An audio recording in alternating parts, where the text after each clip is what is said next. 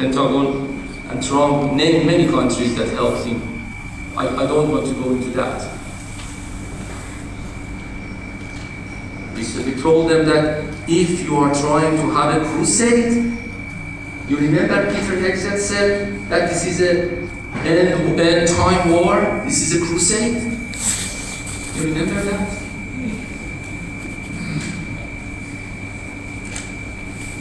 You remember when he said that you are not obliged to any international norms? Yes, by killing these innocent kids. They wanted to topple down the political structure of Iran. They wanted to disintegrate Iran. They wanted to penetrate, arm and penetrate terror cells inside Iran. They wanted to diminish Iran's means of defense. They wanted to eradicate Iran's deterrence forever. And many other things in their war of dominance and hegemony. They failed to achieve any of these goals. And this is why that Iran managed to win this battle of survival.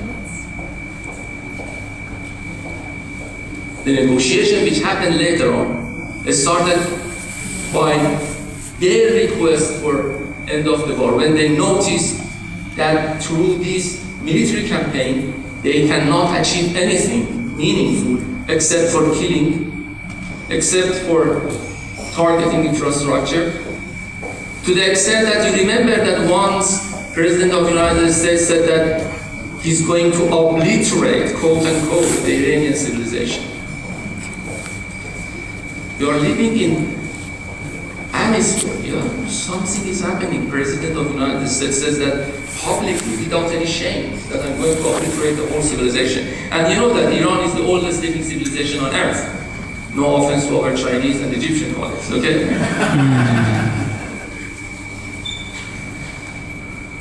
Obliterating a civilization.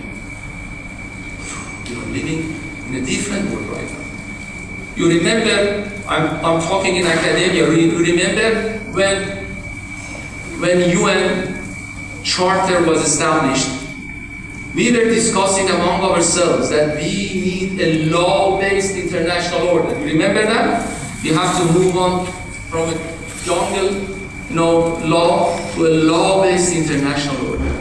Then, after the collapse of Soviet Union, Europeans were so happy that there is no Soviet Union anymore.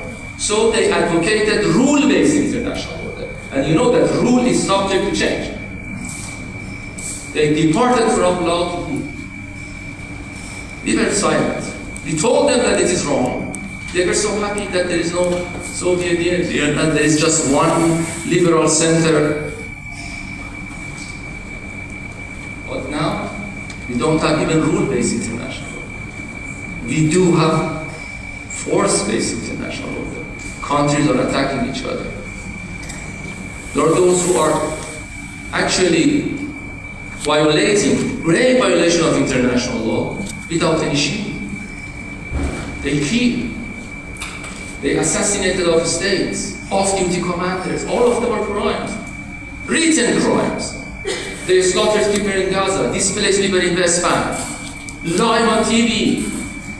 You remember that the representative of the Israeli regime in the United Nations went to the podium and shred the UN Charter in front of the cameras? You remember that?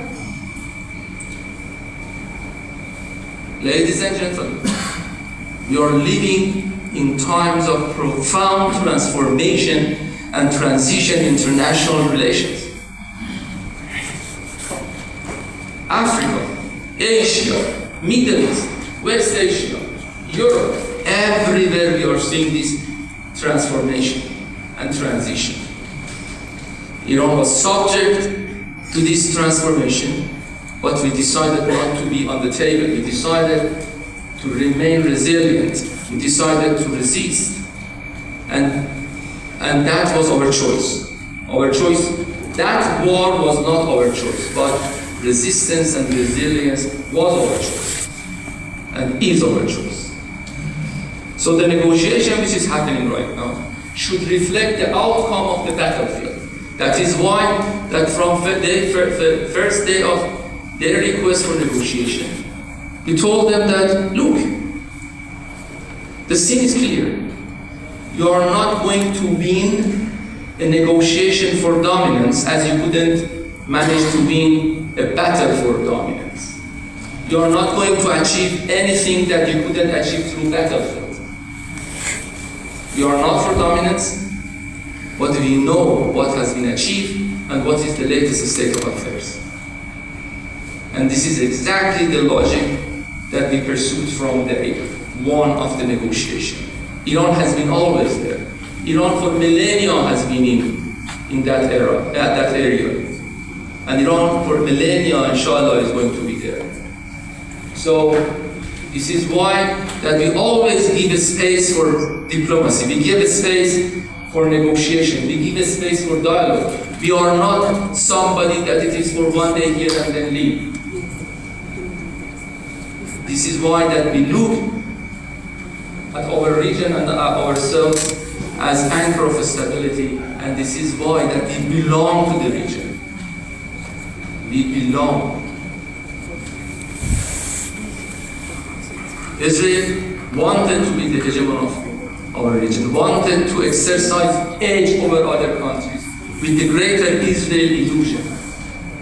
The Israeli regime, from day one of its manufactures in the West Asia, has caused a lot of problems for the region. But this time, by slaughtering and committing war crimes and genocide and ethnic cleansing in Gaza and Palestine, by attacking different countries, by occupying a great portion or great territory in Syria, by overwhelmingly trying to impose military over other countries, by occupying different lands in Lebanon, by publishing an illusionist map in which that part of Iraq, part of Saudi Arabia, part of Jordan is attached to the Israeli regime. They have made a huge mistake, because now there is an awareness in our region and in the world that this regime should be stopped. And we are very much committed in collaboration and cooperation with everybody to bring this awareness into action. And this is why that I do appreciate in my personal capacity, in my academic capacity, in my think tank capacity, and in my formal capacity, what the people of South Africa has done. You deserve a great applause.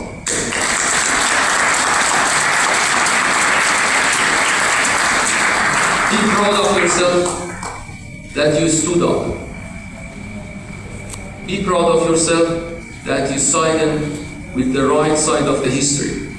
As we are proud when on the first day of the Islamic Revolution of 1979, we cut our relation with the apartheid regime in South Africa. Now we are very much proud.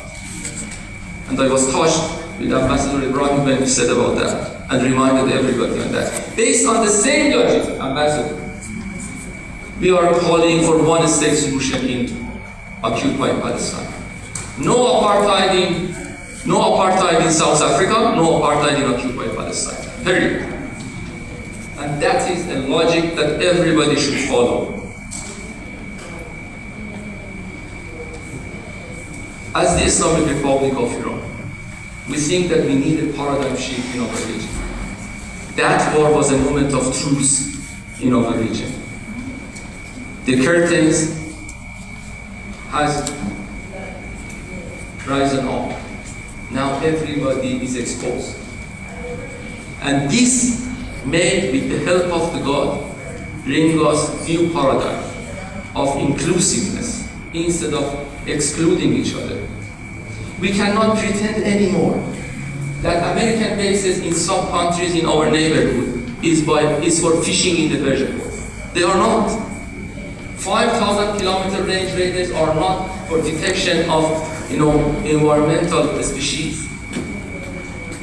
We cannot pretend anymore that Israel's expansionist policy has no consequences or strategic consequences for our region.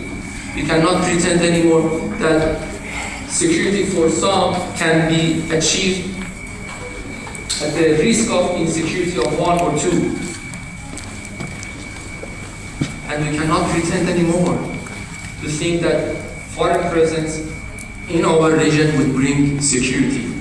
Our neighbors, our brothers understood that even American bases was not to protect anybody in the region, but to protect the Israeli regime.